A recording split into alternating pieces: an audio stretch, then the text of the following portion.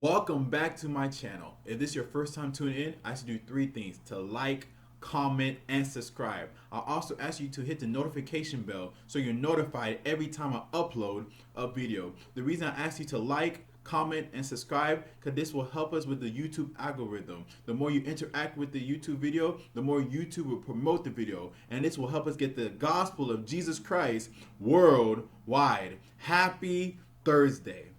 I have a couple of questions to ask you. My first question to you is, how many of us are tempted to follow the crowd? My second question to you is, how many of us want to be accepted by the culture we live in?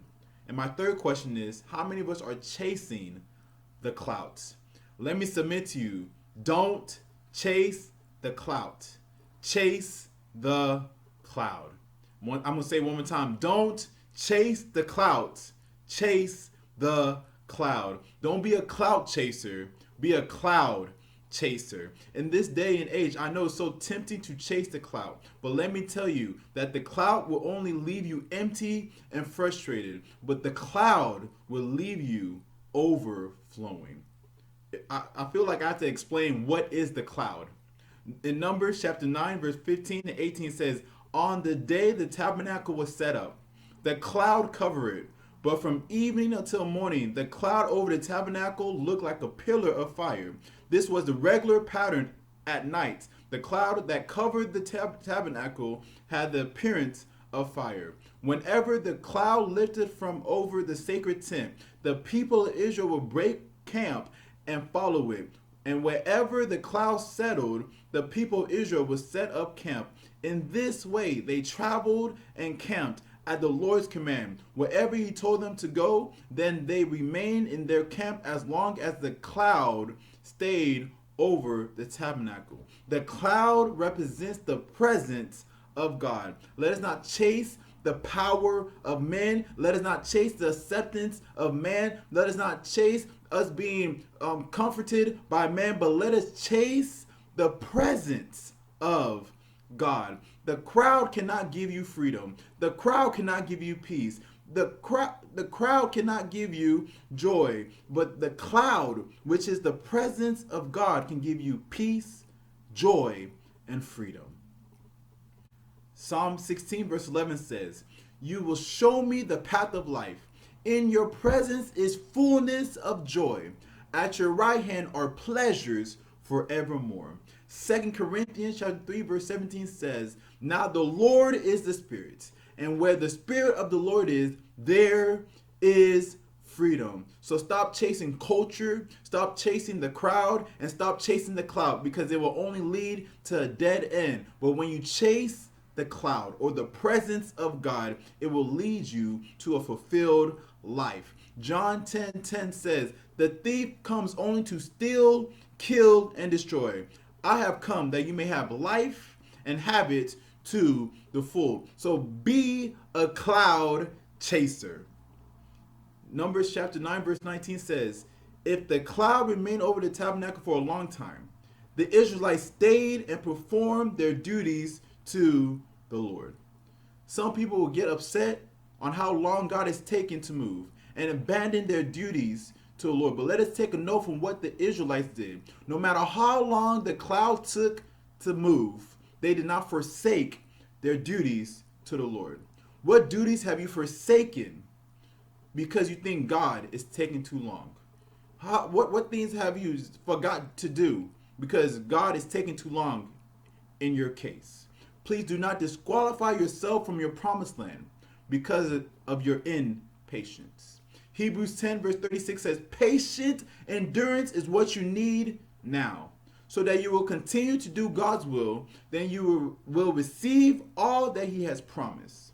So if the cloud takes one day or one decade, do not abandon your duties to God. In Numbers chapter 9 verse 20 it says, sometimes the cloud will stay over the tabernacle for only a few days. So the people would stay for only a few days as the Lord commanded. Then at the Lord's command, they would break camp and move on. I don't know who needs to hear this, but it's time for you to break camp and move on. The cloud has left, so move on. The cloud has left that relationship, so move on. The cloud has left that job, so move on. The cloud has left that pursuit, so move on. I know your family members are telling you to stay there. I know your friends are telling you to stay there. I know your emotions and your thoughts and your opinions are telling you to stay there. But I'm here to tell you right now that it's time for you to move on. I'm not saying it's going to be easy, but what I am saying that it is necessary for you to break camp and move on. If you see in verse 20, it says, before they moved on, they broke camp. Before you move on, you need to break those ties.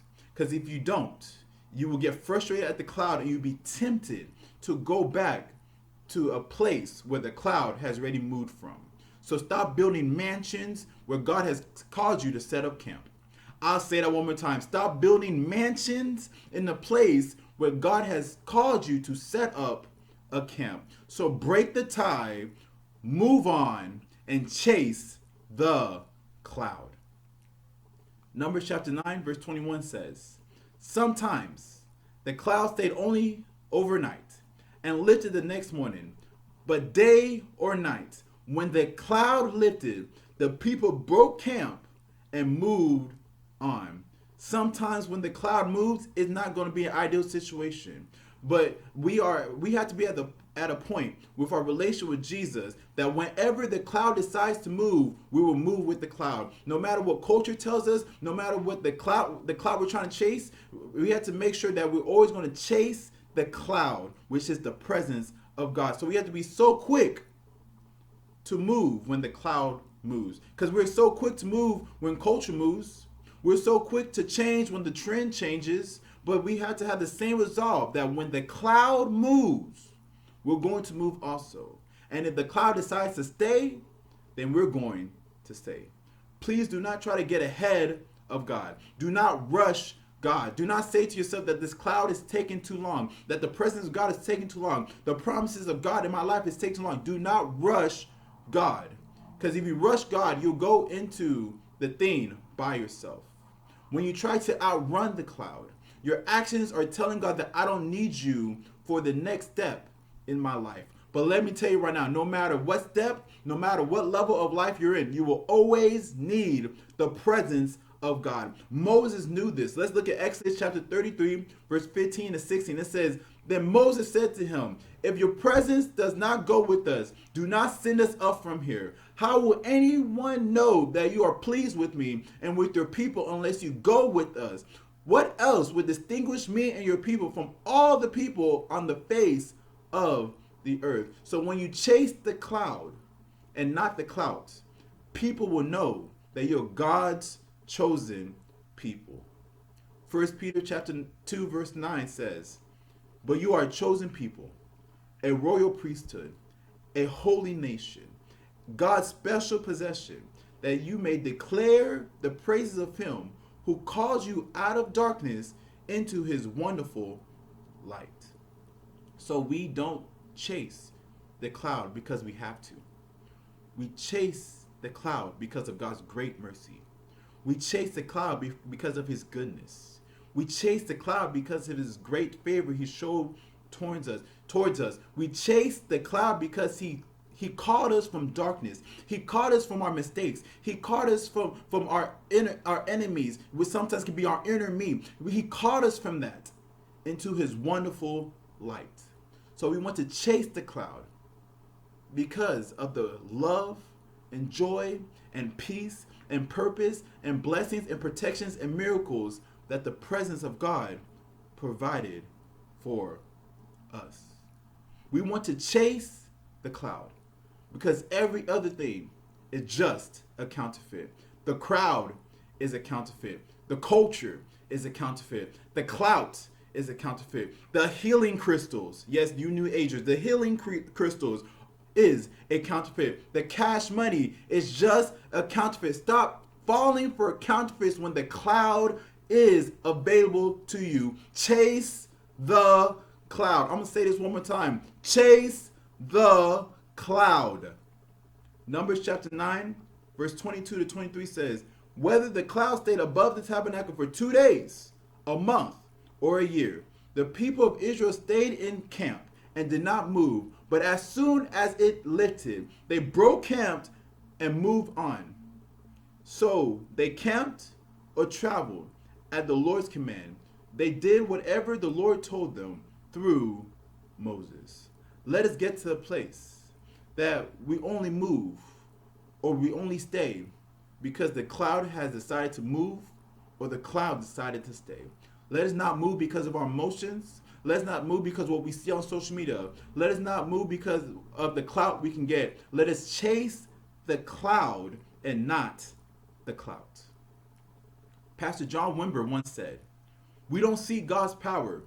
We seek his presence.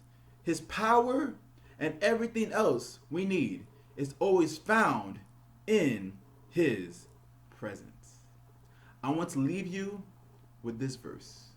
1 Thessalonians chapter 2 verse 4 says, "For we speak as messengers approved by God to be entrusted with the good news.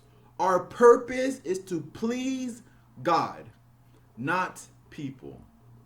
He alone examines the motives of our hearts." It's not our job to please the crowd. It's not our job to please the culture. It is our job to please God. In other words, to please the cloud. So when you're tempted to chase after the crowd, or to chase after the culture, or to chase after the clout, remember, the cloud would never change. The cloud will never fade away, but the crowd, the clout and the culture will change. So chase after the cloud, which is the presence of God. And the presence of God will stand forever. Don't forget to subscribe and hit the notification bell. I'm uploading every single day in the month of June, and this is day 17 of the 30 days of uploads on YouTube. And I don't want you to miss out on any of the amazing content coming out of this channel. If you have any prayer requests, put it in the comment section below. I love you. God bless you. And I'll see you next time. Thank you for watching this video. If you want more content, subscribe over here and watch the next video over there. God bless you.